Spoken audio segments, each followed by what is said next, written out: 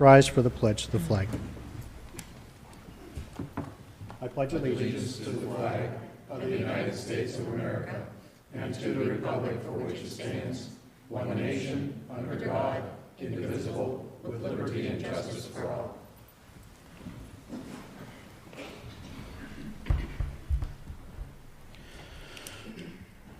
Chief Height will turn the meeting over to you for a promotion recognition. Thank you and good evening. During the August 23rd public meeting, the Board of Supervisors approved the promotion of 2 of our officers. Due to prior commitments, neither officer was able to attend that public meeting. However, today I would like to recognize Lieutenant Anthony Chimera and Corporal Matt Schallenberger on their recent promotions. Both are here today and we want to acknowledge them for this achievement. Lieutenant Anthony Chimera has 25 years of service to our community. He is now the commander of the 3rd Platoon within the Patrol Division. Corporal Matt Schallenberger is closing in on 18 years of service with our department. He recently completed comprehensive training in advanced accident investigation and will remain assigned to our specialized traffic unit. I would like to congratulate both these officers and thank them and their families for their service. So if we could recognize the 2 officers, we appreciate that.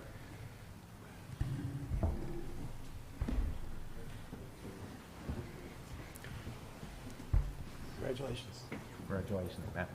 Congratulations. I couldn't figure out where the other crick was. Yeah, we'll figure out where the other crick was.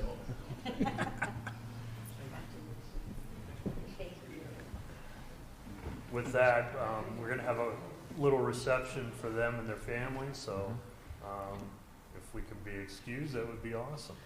Thank you, Chief. You Thank sure you. can. Gentlemen, congratulations. Well done.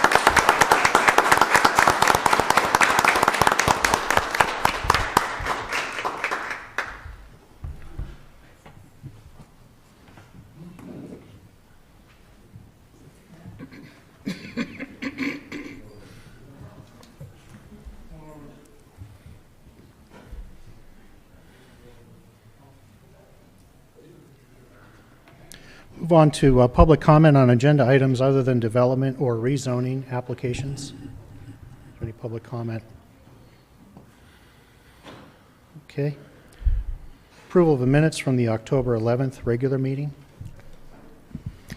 Make a motion to approve the minutes from our October 11th meeting. I'll second that. Okay, Mr. Bach, how do you vote? Vote yes. This is clear? Yes. And I vote yes. Next item is approval of the bills. Any comments about the bills? I'll make a motion to approve the bills. And I'll second. Okay, Mr. Bach, how do you vote? Vote yes. This is clear? Yes. And I vote yes. Move on to the 3rd quarter financial performance presentation. Our treasurer, Mark Zakshevsky. Mark, it's all yours. Thank you.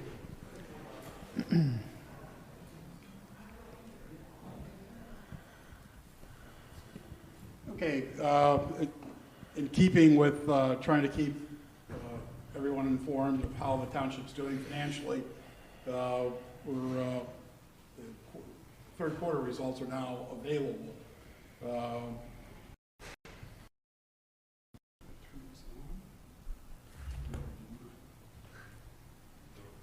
Helps in technology. All right, in terms of revenue comparison, we're pretty much so on track relative to the budget. We're a little bit ahead on real estate taxes. We're a little bit behind on earned income tax, and everything else is pretty much so in line with the budget. We'll make up the earned income tax because there's a portion of this that doesn't get recognized until the end of the 4th quarter, where we roll the monies we withheld from prior years, earned income tax, into the collections for this year. So that'll be 100 and some odd thousand plus. So I'm not too worried about that. In comparison of this year to last year, we're pretty much so right on schedule. You look at the charts; they're pretty much so. All the slices of the pie are pretty much all the same. We got a little bit of a reduction in the operating grants or actually an increase, and that was due to the state aid. State aid, I had been budgeted at around $1 million, and we ended up with 1.15 million.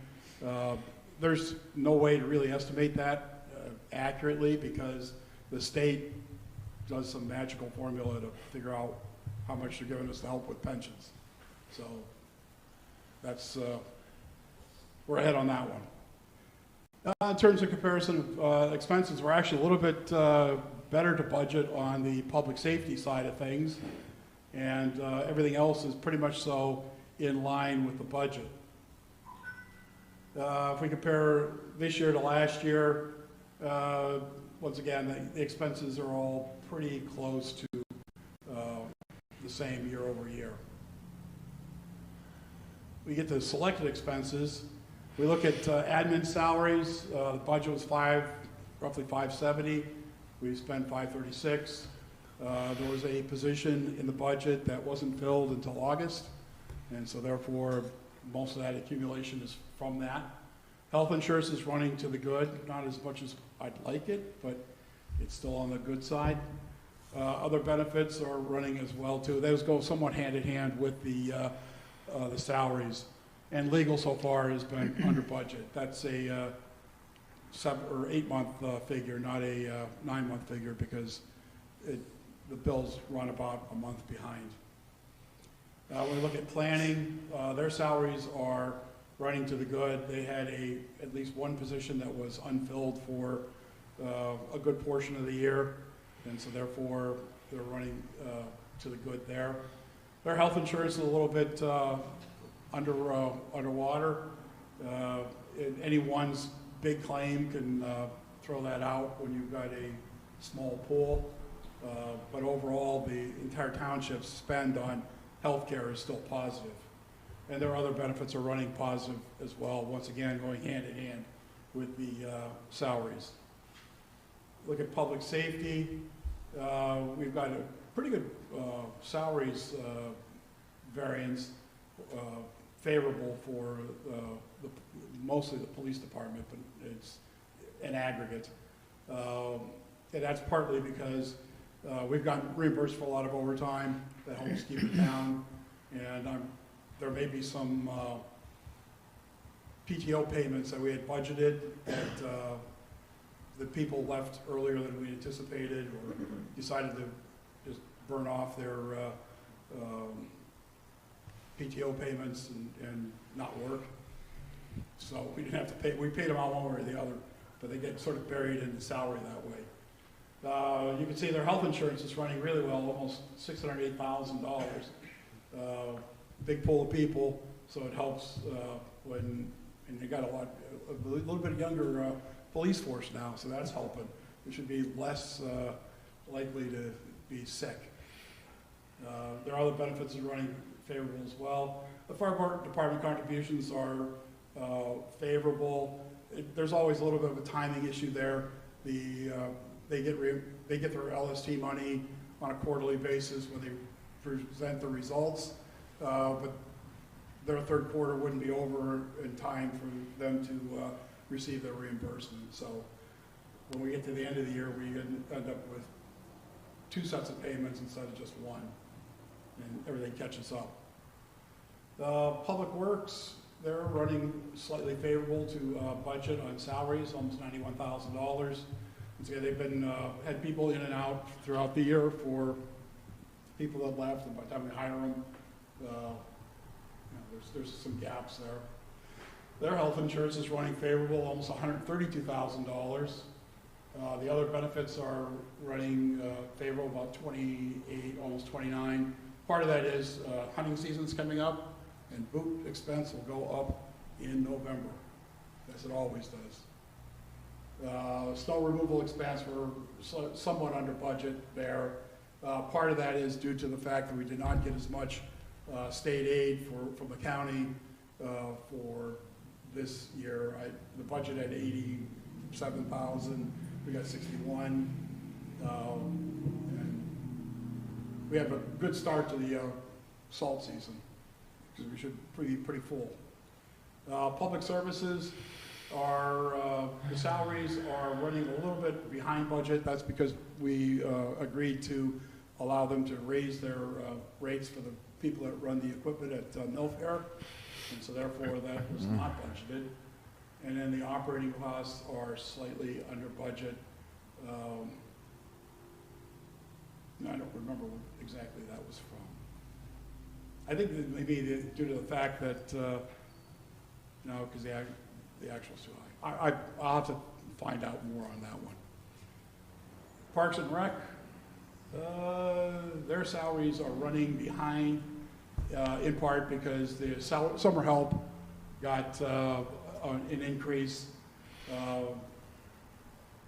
and also too, the way that the budget's calculated, it's presumes we're spreading the cost evenly over the year. Their salaries right now are really low for the parks programs. Their health insurance is running slightly favorable, and the other benefits are slightly unfavorable. That's also due to the salaries being over budget.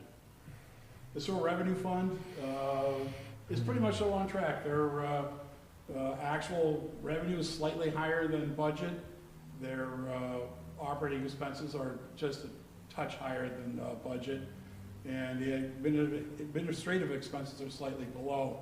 The reason they see a deficit for the budget is because there are a large degree of capital improvements, all of which we have not been able to undertake at this point. Wolf Road, Force Main was, I think, expected to be further along than it was.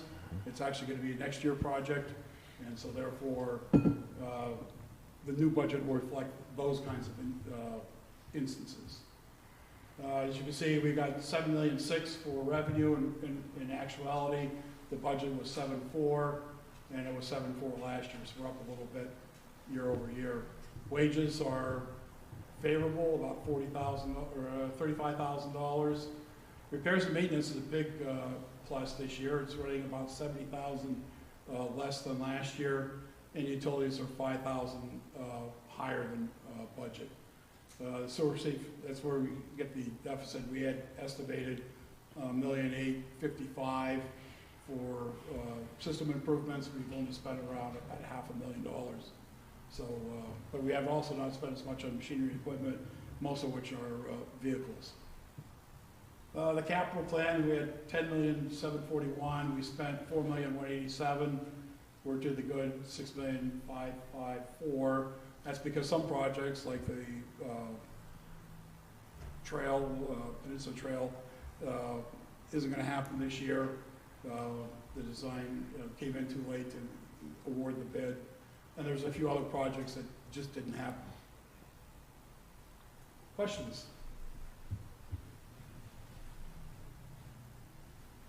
Being none? Thank you, Mark. Move on to bids and quotes. Sorry, pardon me, Mr. Chairman. Yes.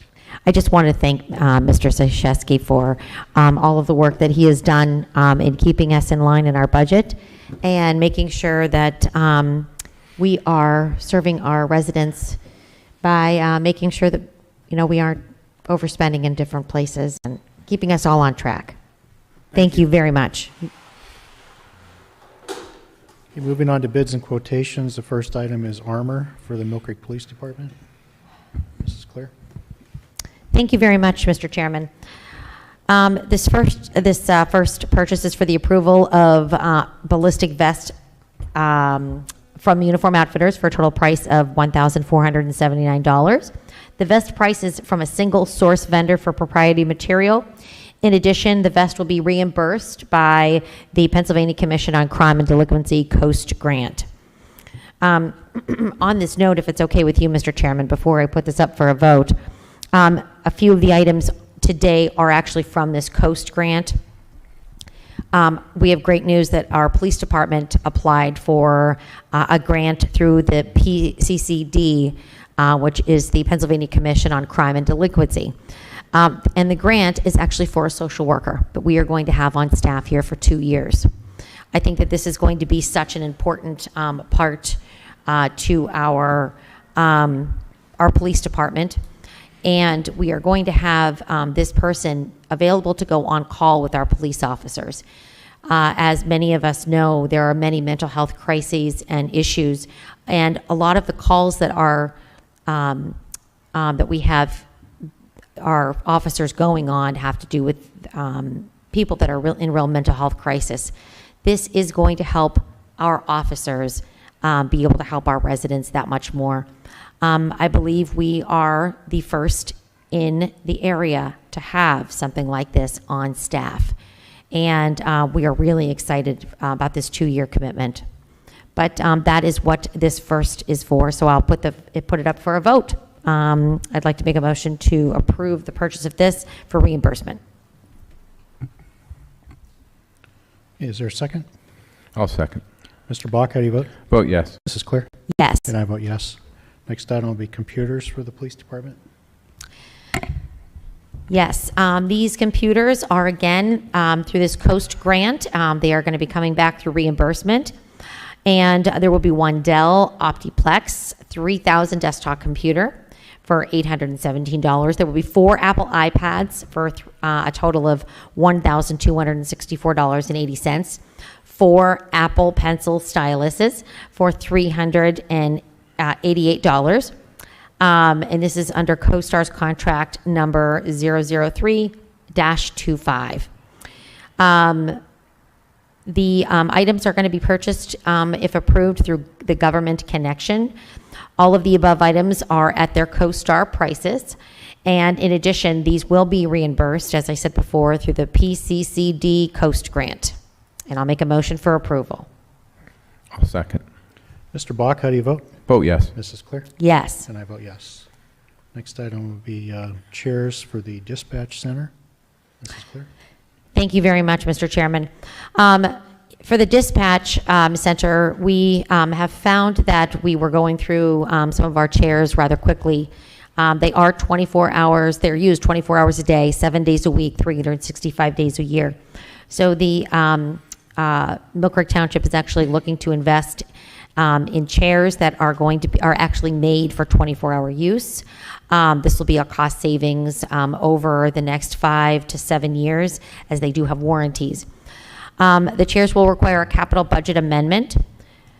$3,521.05 will come from the radar capital, and then $1,481.57 are coming from range remediation. The CoStar's contract number is on the attached quote here. The approval of these 3 chairs for dispatch from the CR Solutions, Inc. is for a total price of $5,002.62. And again, these came out of 2 budget line items that had not been used. Okay. Is there a motion to approve? I'll make a motion to approve. Is there a second? Oh, I'm sorry. Second. All right. Sorry. Mr. Bach, how do you vote? Vote yes. Mrs. Clear? Yes. And I vote yes. Next item is a Wi-Fi access point for the police department. The wireless access points will require a capital budget amendment. $1,029 is required from the remaining balance of the range remediation. The range remediation was not performed this year, so that is why there's extra money in there. The CoStar's contract number is on the attached quote. The approval of the purchase will be for 7 wireless access points from the Gov Connection for a total price of $1,029. I'll make a motion to approve the purchase. I'll second. Mr. Bach, how do you vote? Vote yes. Mrs. Clear? Yes. And I vote yes. Next item is telephone service for admin. Mark? Yes, our carrier, Windstream, decided that they were getting out of the telephone business. Unfortunately, they didn't tell us that in advance that they were doing so. So we had to emergently find a carrier, and have selected VNet as a, this is actually going to be a retroactive approval, because we quickly needed to make a selection, make some decisions before they ported our number to somebody else. The 833-1111 number has been in the township for forever, I guess, pretty much, and didn't want to lose that. And besides which, anybody that tried to get a hold of the township over the last couple of days, I'm sure had money difficulties because we had no connection. So we're going to a true VoIP phone system. The cost is going to be $1,283.60 a month for a 36-month contract. We won't get any long-distance charges, which is unbelievable because we're still getting them through Windstream. And so we will end up saving a couple grand a month on phone service because we're not being charged for long distance anymore. Great. And it'd be my recommendation to retroactively approve the agreement with VNet. Thank you, Mark. Any questions from the board? Is there a motion to approve? I'll make a motion. Make a motion to approve the contract through VNet. I'll second, Dan. Okay. Mr. Bach, how do you vote? Vote yes. This is clear? Yes. And I vote yes. Item 9 on the agenda is a public hearing on land development plan for Cawley's Pools and Spas. Mr. Waldinger? Yes, thank you. This is a land development plan to show the construction of a 4,000 square foot building addition with required parking spaces along the north line of West 26th Street, east of Homer Avenue in Tract 17. At their regular meeting of Tuesday, October 4th, 2022, the Millcreek Township Planning Commission recommended approval of this land development plan with the following requirements. 1, that the planting strip along West 26th Street meet the minimum requirement of 10 feet. 2, that the parking area needs to meet the requirements of buffer C from the zoning ordinance. And 3, that the side yard buffer on the east, that they show a side yard buffer on the east side of the property. I do want to report that subsequent to the Planning Commission meeting, the developer has submitted a new drawing that does address all 3 of those comments, and those were taken care of. Or I'm sorry, all 3 of those requirements. The Planning Commission also gave one general comment that they would strongly encourage the property owner to install some green space in the rear of the property. Okay. Thank you, Matt. Is there someone here to speak on behalf of Cawley's? You would come up to the podium, please, and state your name and address for the record, and we'll go ahead and open up the hearing. My name is Adam Honey, and the address is 1557 West 26th Street, and that's the business address. So if you have any questions, I'd be happy to answer any questions or concerns you might have.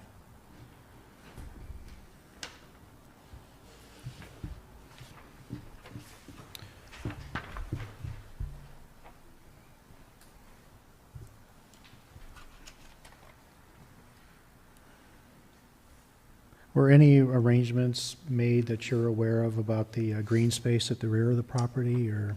I'd have to look into it. I'm not 100% Okay. sure. All right. I know it wasn't a requirement, it was a, suggestion, but, okay. Any comments or questions from the board? No, sir. Okay, thank you, sir. Anyone else from the audience wishing to speak on the Cawley's Pools and Spas land development plan? Okay, we'll go ahead and close the hearing. Is there a motion to approve this plan?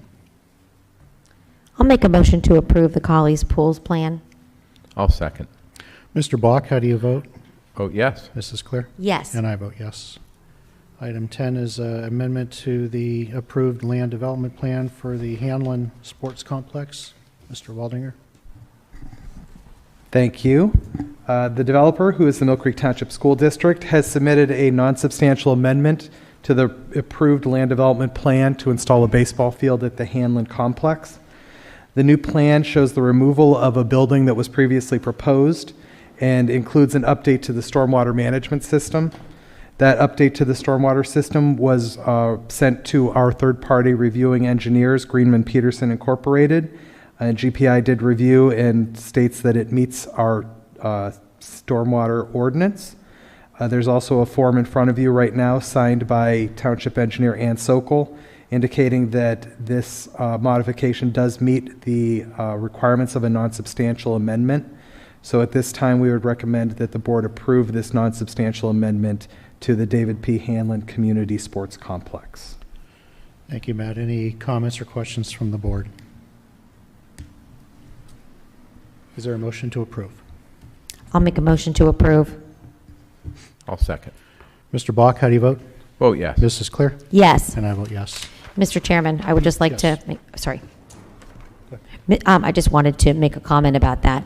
Having been a teacher at at McDowell High School, there were many games that had to be canceled, and our poor boys baseball team were not able to have any games there. It was really very sad for them because they were very passionate about baseball.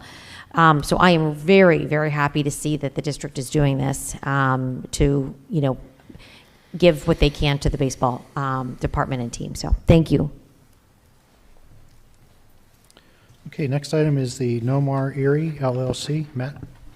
Thank you. The developer, Nomar Erie LLC, is proposing to amend its previously approved land development plan.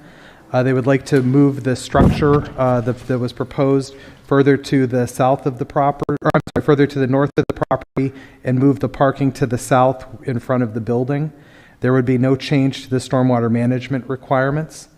In front of you is a form signed by Township Engineer Ann Sokol stating that it meets all of the requirements for a non-substantial amendment. So at this time, we would recommend that the board approve the non-substantial amendment to the Nomar Erie LLC land development plan. Thank you, Matt. Any comments or questions from the board? Is there a motion to approve? Motion to approve? Second. Mr. Block, how do you vote? Vote yes. Mrs. Clear? Yes. And I vote yes. Item 11 is a new and amended ordinance is under review. Ordinance 2022-8, ordinance regarding sidewalks. Mr. Shaw. Yes, as indicated at the last meeting, we are in the process of finalizing that ordinance to ensure that we have provisions that deal with snow removal and debris removal in a timely fashion. We should have that pulled together before the end of this week, and it'll be available hopefully on our website shortly thereafter, and will be up for the board's consideration at our next meeting. Thank you. Next item is... Mr. Chairman, Yes, ma'am. I'm sorry to keep interrupting you. May I ask him a question? Sure. What are some of the highlights of that ordinance, or resolution, sorry? Well, it's actually an ordinance amending the existing ordinance. It's actually going to be a restatement of the existing ordinance because we're pretty much or overhauling most of it.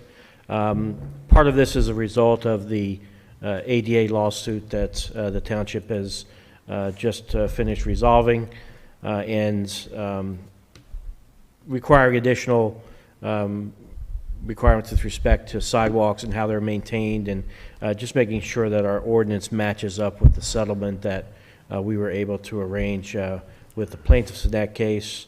And then in addition, ensuring that we have the capability to promptly encourage or require snow removal and debris removal when those things are encountered. So the resident is responsible for removing the snow and debris from their sidewalk. Yes, and that's consistent with how the ordinance was Okay. before. We've just added some additional clarifying provisions to make it a little bit easier for us to enforce when we get those phone calls about, piles of snow, for instance, along 12th Street, and folks can't, get past the various sidewalks. It seems like some of the businesses on 12th Street at least think that the best place to pile up all their snow is the end of the sidewalk at the edge of their property. And that creates some issues, as you can imagine. So this will hopefully give us a little more, a few more tools in our enforcement belt to ensure that that doesn't happen, or at least if it does, that we can quickly respond to it. One more question, Mr. Shaw. If the sidewalk is cracked or is not level, is it also the responsibility of the resident to fix that? Yes, and again, that's consistent with how our ordinance was previously.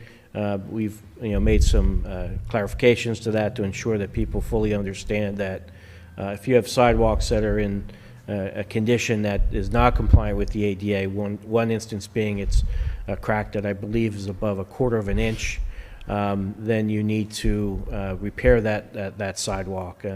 And again, oftentimes it comes up to us when there are complaints or problems that occur In addition, as part of our settlement, the township will be going through various areas within the township and looking at those issues and trying to get those corrected as part of our settlement. So, Great, thank you very much. I think it's good to explain it to the residents because they may not have time to read the every ordinance we've ever passed in their spare time. Thank you, Mr. Chairman. that's my hobby. Come on. No comment.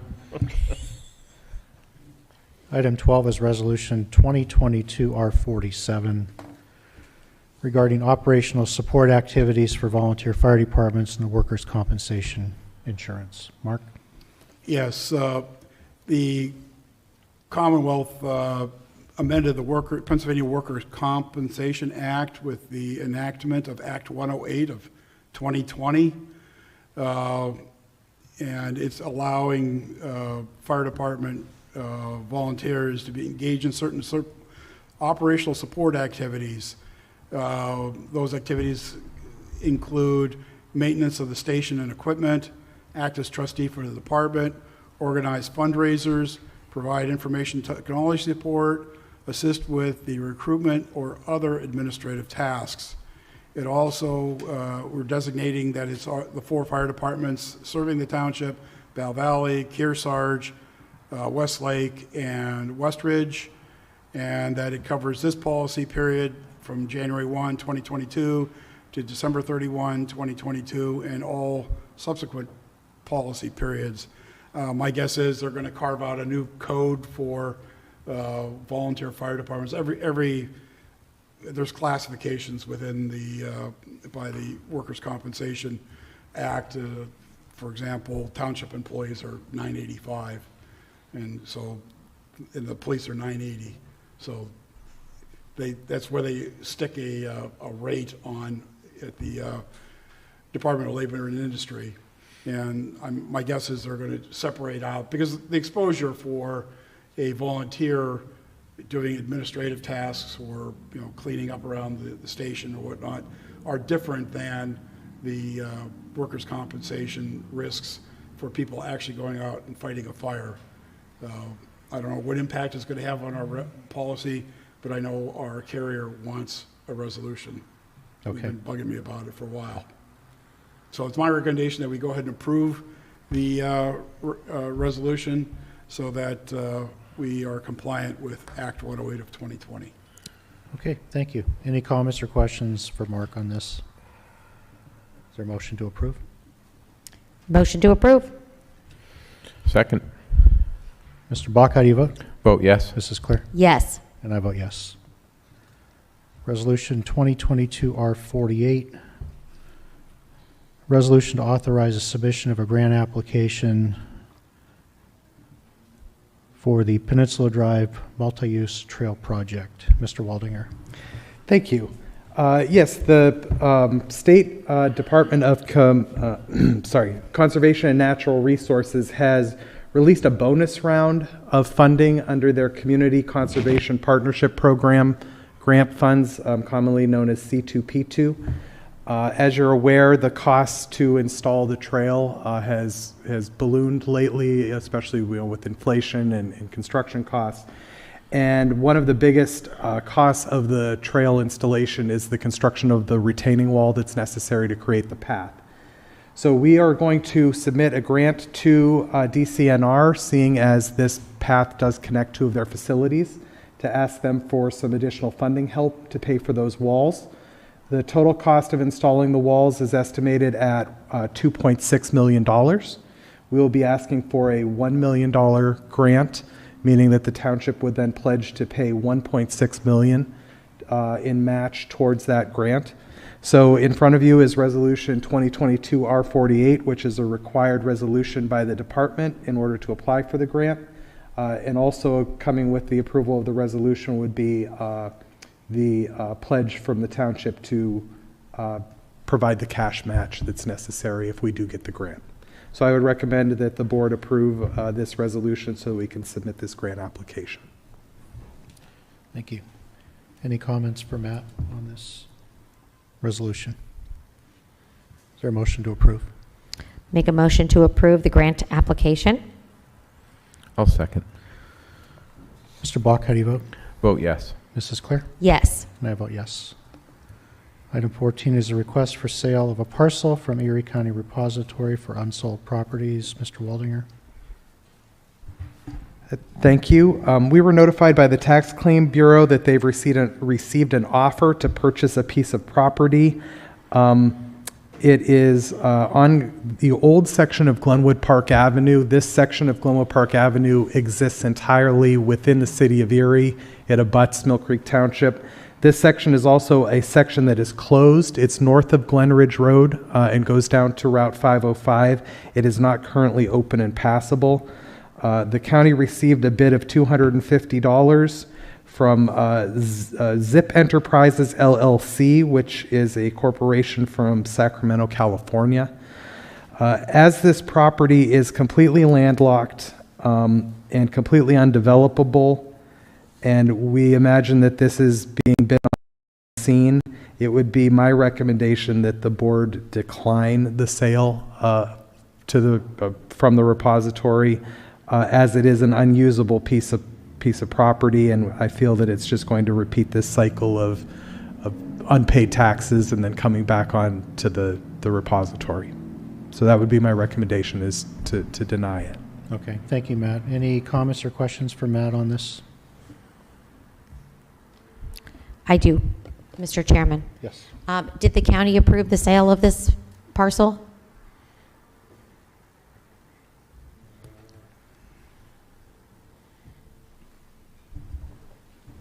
Sorry, give me a moment. I'm just No, that's looking. okay.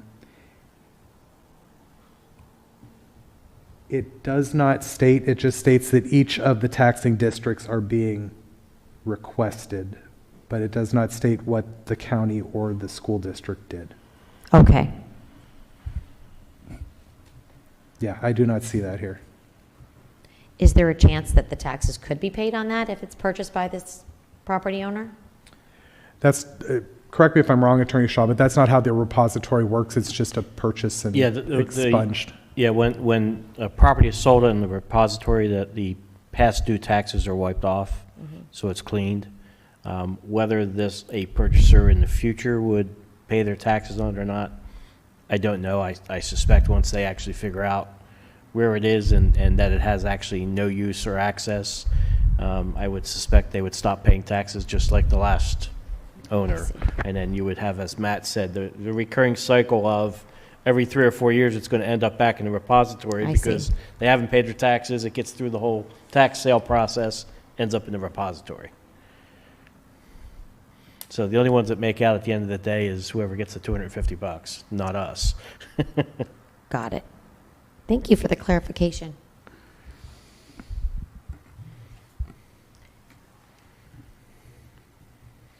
Okay, is there a motion to deny the sale of the parcel? I'll make a motion to deny the sale of the parcel. Is there a second? I'll second. Mr. Bach, how do you vote? I vote yes. Mrs. Claire? Yes. And I vote yes. Item 15 is the 2023 Flexible Spending Account Plan Amendment. Mark Z. Yes, the IRS has set the FSA account limits for 2023 to $3,050 from $2,850. Our plan currently limits flexible spending arrangements to the $2,850. It's my recommendation that we adopt the IRS recommendation of $3,050, and by doing so, we are amending our FSA plan accordingly.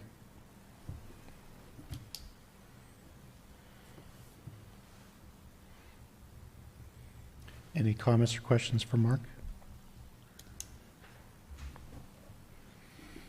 Is there a motion to adopt the higher limit for the FSA plan? I'll make a motion to adopt the higher limit for the FSA plan. I'll second, Dan. Mr. Bach, how do you vote? Vote yes. Mrs. Claire? Yes. And I vote yes.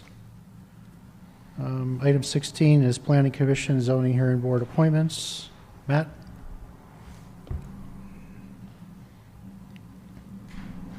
Sorry, microphone issue. Yes, thank you. This is just a notification to the general public that we do have at least one potential, or one opening in the Planning Commission as well as one in the Zoning Hearing Board coming up for next year. The township is looking for candidates who would be interested in serving on either the Planning Commission or the Zoning Hearing Board. If they do have an interest, they can reach out to the Planning and Development Department. They can go to the website and find my email address and reach out to me with a resume and a letter, and I can give them some more information on what it entails if they're interested. But we are seeking candidates that we could use to fill these positions. Thank you very much, Matt. Mr. Chairman? Yes, ma'am. Just because I do know that we have quite a few residents that watch our meeting minutes here. I actually know the answers to these questions, Matt, but I'm going to ask you anyway. That way the public knows. What is the obligation to the board members of the Zoning Hearing Board and the Planning Commission? Yeah, they're similar in some ways and different in others. The similarities are typically, it's a time commitment for at least one meeting a month. The meetings are obviously at different days and times, but one meeting every month for each. We typically estimate that it would be maybe 2 or 3 hours of time outside of that meeting to go over the information that we send about each of the cases or applications that are in front of you, and so that you can review those and be prepared for the meetings. In general, what the Planning Commission does is review applications for subdivisions, land developments. They go over with the developer, they talk to them, ask any questions, and then they make a recommendation to the Board of Supervisors, who then makes the final decision. The Zoning Hearing Board is a little different. It is actually a quasi-judicial board. They hear appeals to the Township zoning ordinance. They handle appeals to enforcement actions, or if they have a disagreement with how a zoning matter is enforced. Those all go before the Zoning Hearing Board. The Zoning Hearing Board actually is a board that makes the actual decisions, and the only recourse to a decision of the Zoning Hearing Board would be to appeal that to a court of law. So those are the differences, but the similarities are, the time commitments, one meeting a month and a couple hours outside those to prepare. Okay. Thank you very much. So it sounds like both of these boards really have the ability to serve our residents and what the landscape of Millcreek Township will look like. Absolutely. Absolutely, yeah, that's an honor to be able to help shape that, what Millcreek will be. So yes, we encourage people to reach out to us if you are interested and need more information. Matt Waldinger definitely has the information. So thank you so much. We appreciate that. It's a very vital role here at the township. Okay, we'll move on to item 17, Fire Commission recommendations. The first item is a recommendation to proceed with the suggested staffing concept. Attorney Shaw?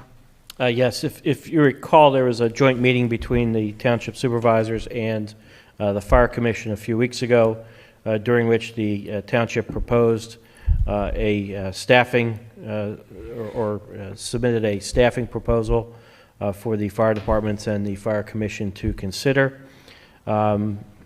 At the most recent Fire Commission meeting, I think it was last Thursday, the Fire Commission recommended that the Township and the fire departments proceed with the Township's suggested staffing concept. Each of the four fire department chiefs were in favor of moving forward, and the Commission vote was unanimous. My recommendation then would be for the Board to adopt the recommendation of the Fire Commission and agree to continue to work with the Fire Commission and the fire departments towards implementing the Township's proposed staffing.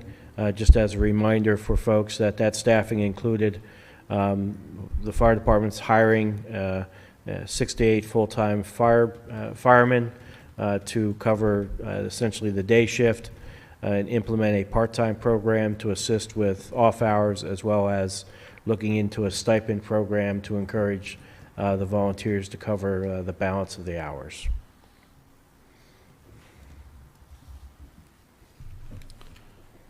Okay. That'll require action from the board. Attorney Shaw?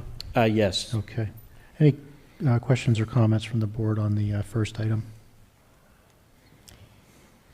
Is there a motion to approve? Make a motion to recommend to proceed with suggested staffing concept. Second.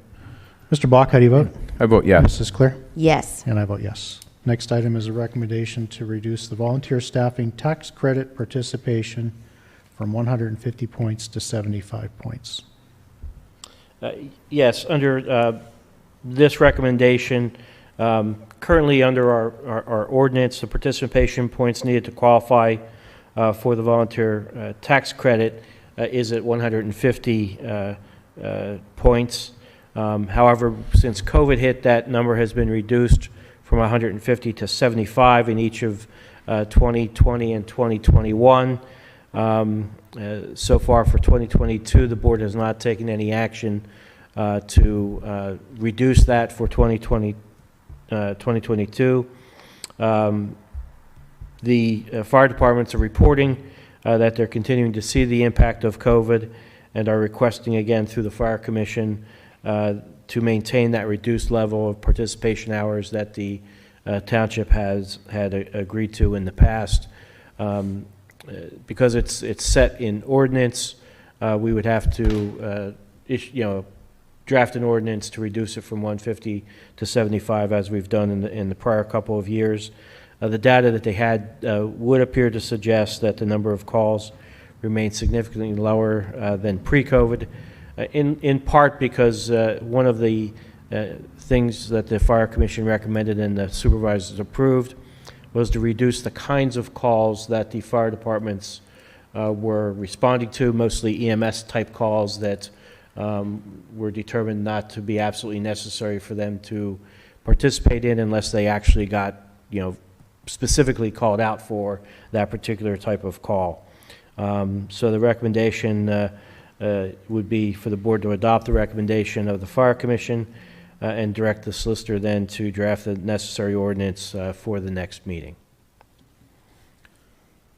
Okay, is there a motion to approve the recommendation as outlined by Attorney Shaw regarding the point system?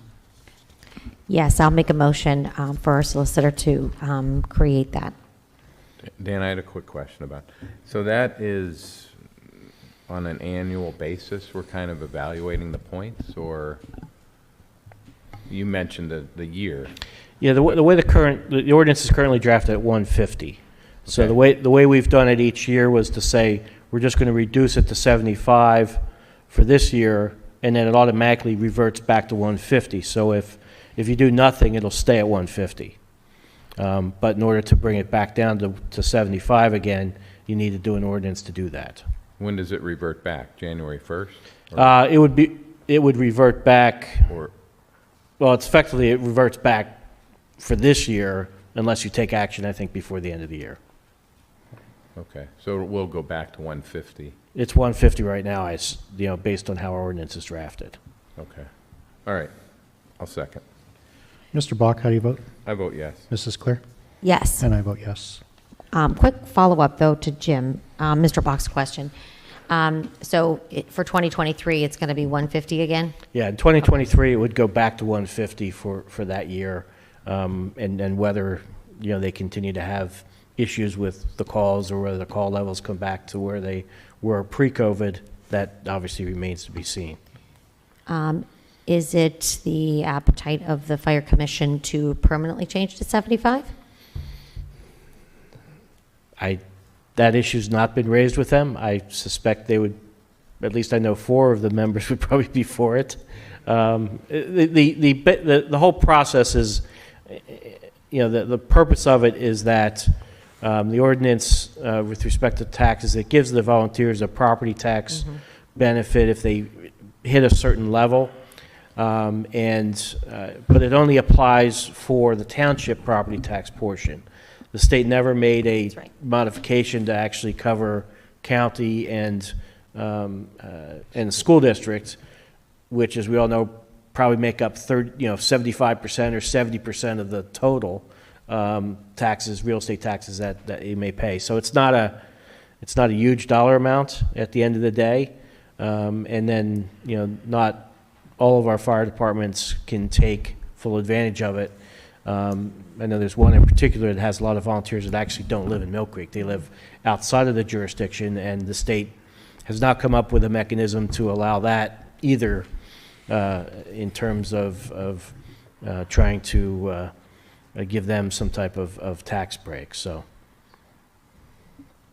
did that answer your question? It does, yes. I actually tried to get this passed at the county level. And, of course, our Attorney Tellerico, that he explained, we were trying to go through the language, and it's only municipalities. So we actually tried to do it at a county level, but we failed. Thank you, Mr. Chairman. Okay, no problem. Item 3 is agreement with Fast Attack for fire consulting services. Yes, one of the suggestions made during the discussions with the Fire Commission and the fire departments was to retain a consultant to assist with the implementation of the township staffing plan. As you know, we've worked with Fast Attack on a couple of occasions regarding the fire departments. Most recently when Fast Attack prepared the standard of cover report that was ultimately recommended by the Fire Commission and approved and adopted by the Board of Supervisors. Fast Attack is essentially Chief Nick Sahida is the person who does all the work and has been doing the work and been a great assistance to us, not only with the standard of cover, but even as just a general resource for questions and so forth. He's been very helpful and willing to work with us. Given that this would be a specific task, we've requested Chief Sahida to provide us with a proposal for implementing this staffing concept. His rate would be at $85 an hour, and his agreement would be capped at $7,500. The recommendation would be to hire Fast Attack to assist with this implementation. Okay, any comments or questions from the board on the fire consultant? I'll make a motion to, for the agreement with Fast Attack for the fire consulting services. I'll second. Mr. Bach, how do you vote? Vote yes. Mrs. Clear? Yes. And I vote yes. Moving on to communications, Treasurer Communications, Mark. Nothing further at this time. Training and travel requests for the police department, Mrs. Clear. Yes, authorization of 8 officers to attend the 2022 SafeNet Conference on Intimate Partner Violence to be held at the Ambassadors Conference Center on November 10th. The total cost would be $640 for course registration. And I'll make a motion to approve that 8 officers can attend the 2022 SafeNet Conference. I'll second. Mr. Bach, how do you vote? Vote yes. Mrs. Clear? Yes. And I vote yes. Halloween trick-or-treat hours will be held on Halloween from 6 to 8 p.m. Yay. Executive sessions were held on October 13th and the 20th to discuss various issues. Moving on to solicitor communications. Attorney Shaw? Yes. I did receive, the township received a letter on October 24th of 2022 from Roberta Waldinger advising that she was stepping down from the board of the Millcreek Township General Authority. We have identified a replacement, Cheryl Miller, who is also a resident of Millcreek, as a replacement for Robin Waldinger. It would be my recommendation that the board accept the resignation of Roberta Waldinger and appoint Cheryl Mitchell as her replacement. Okay, is there a motion from the board to approve Cheryl Mitchell? I would like to make a motion to approve Cheryl Mitchell to the Municipal Authority. And accept Mrs. Waldinger's resignation. And accept Ms. Waldinger's resignation. I'll second. Thank you. Mr. Bach, how do you vote? Vote yes. Mrs. Clear? Yes. And I vote yes. Okay, moving on to citizens to be heard. Is there anyone here wishing to address the board this evening?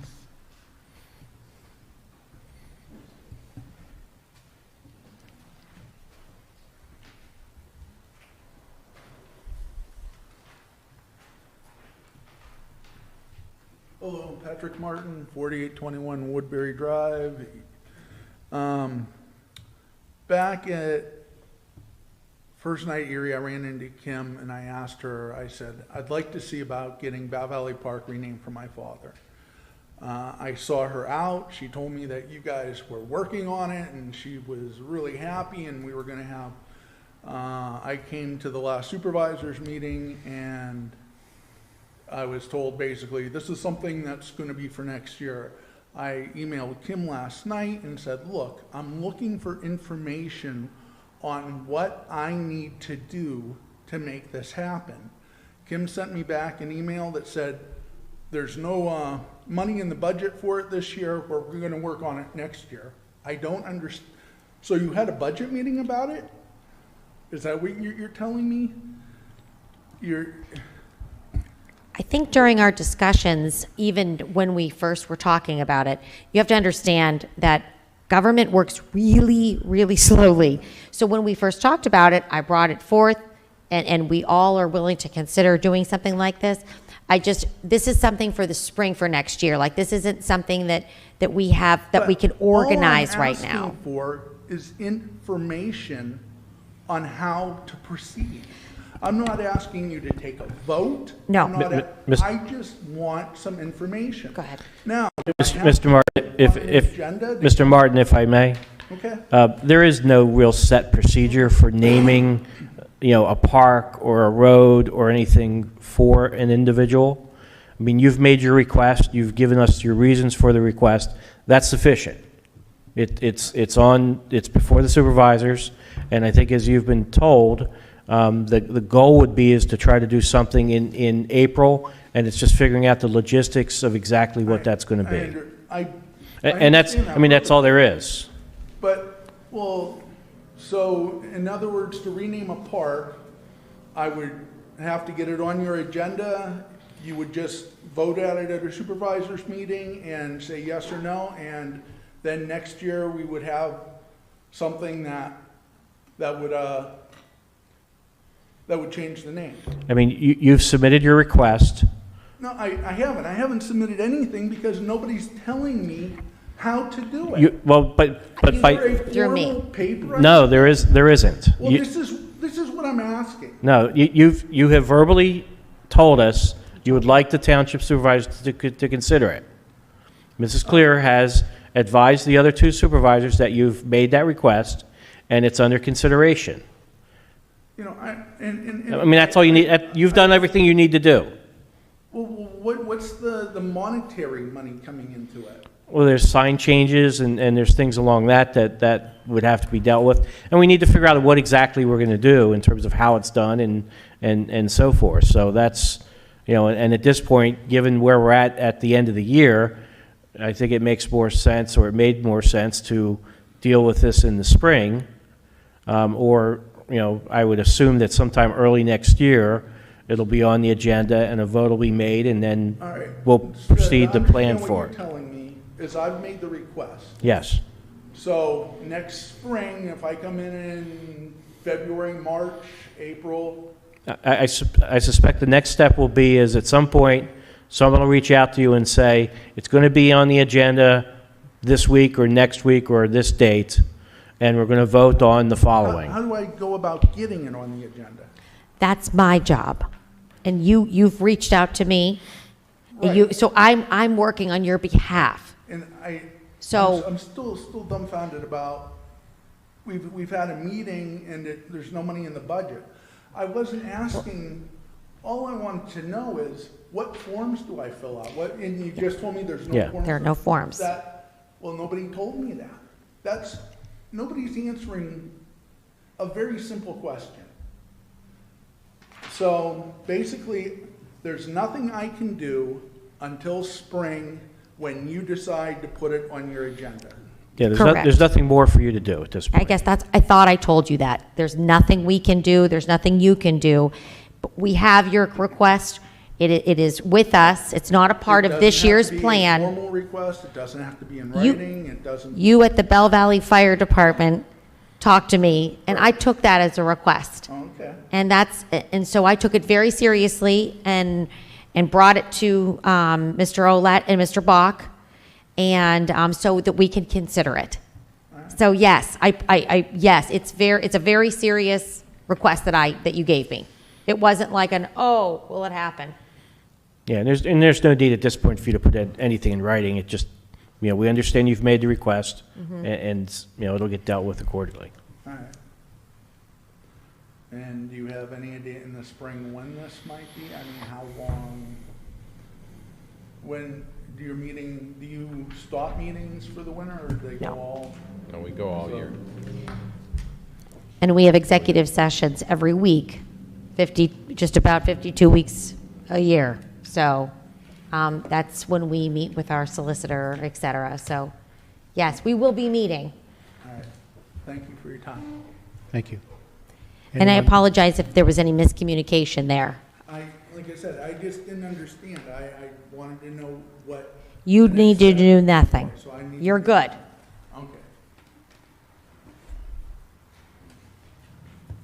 Okay. Anyone else wishing to address the board?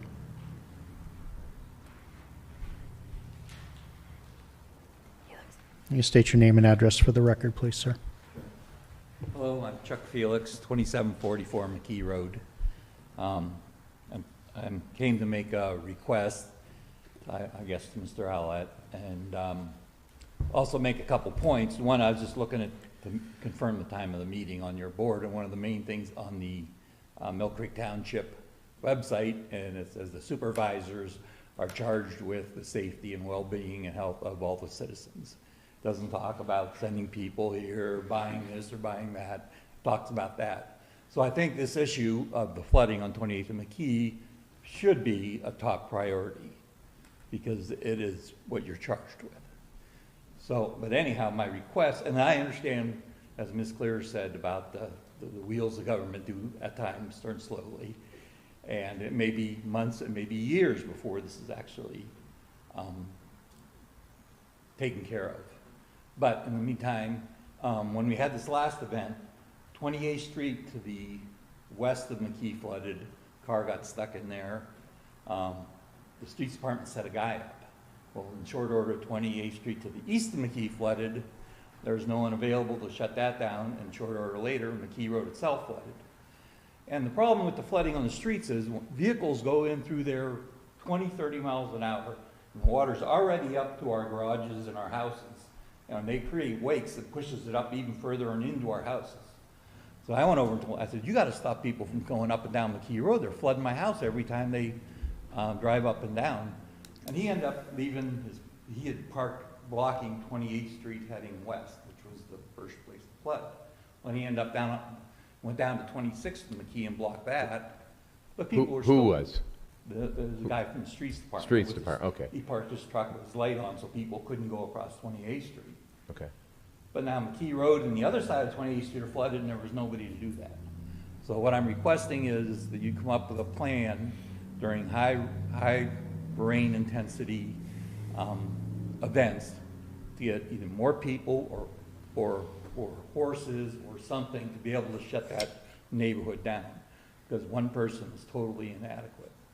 And I ended up pulling my truck out to stop people from pulling because there just wasn't enough people there. Coming up with a plan shouldn't cost any money. It should help the safety and well-being of the residents, and it can be done in a week or two. It doesn't have to take months or years. So I'm requesting we come up with a plan to shut down the neighborhood during high water events. We'll have Public Works address that. Thank you, Mr. Felix. Mr. Felix,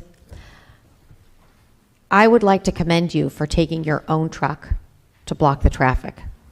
Because I'm going to tell you right now, when it comes down to it, most of our residents are gimme, gimme, gimme, and they're not looking out for each other.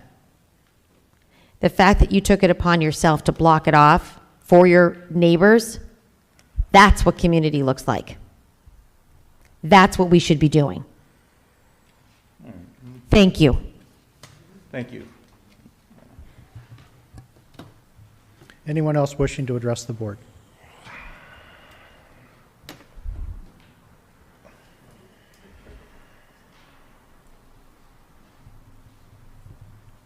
Dennis McAndrew, 1547 High Street.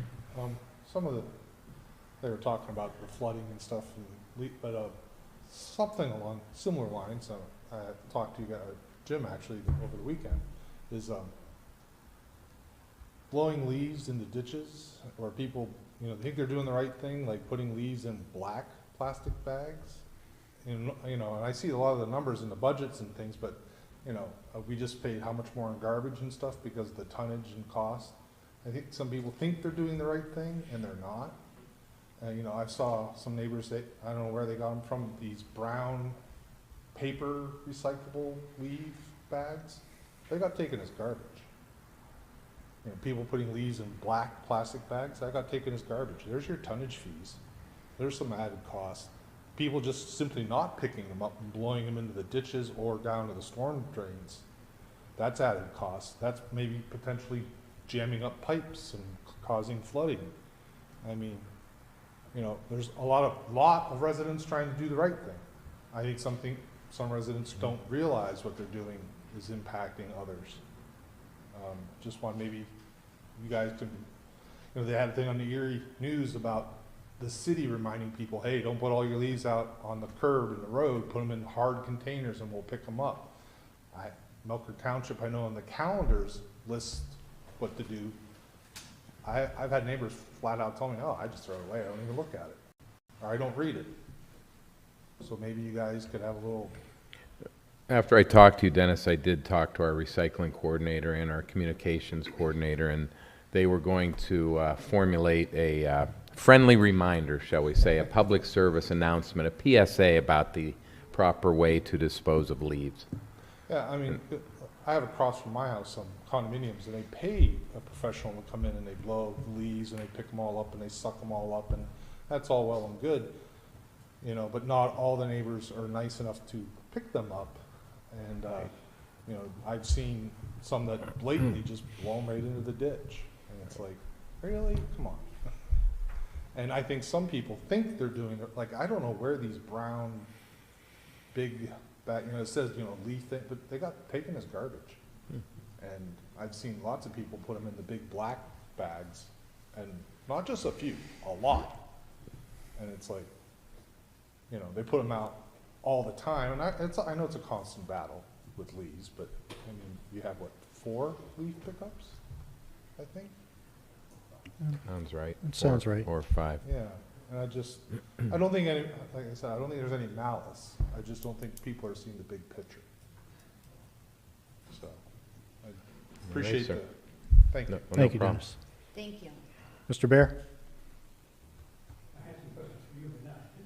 Oh, off the record stuff, huh, Gary? All right.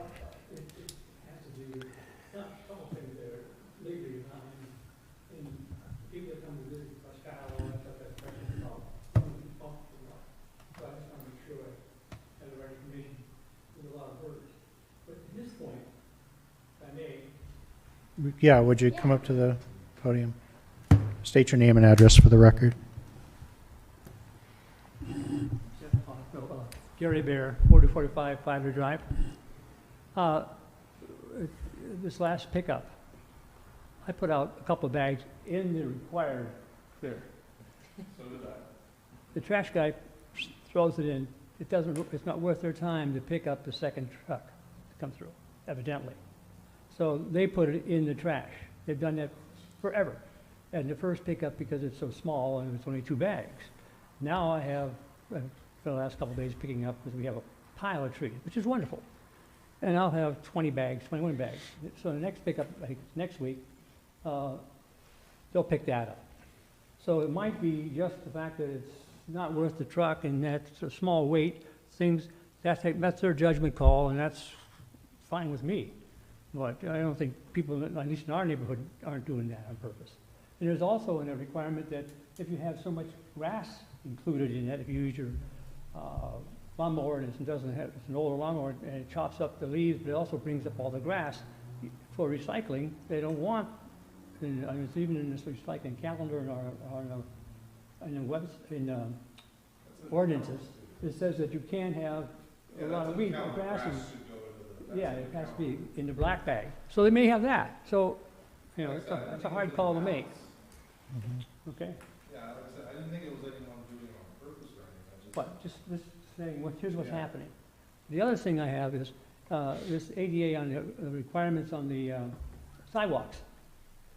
and with this extra trail going down to Presque Isle, and the Presque Isle, Carl Boyes' trail, which is a multi-purpose trail. And when you walk on that, you can't ride a bicycle on it safely because it's so distorted, so full of holes, so full of tree roots.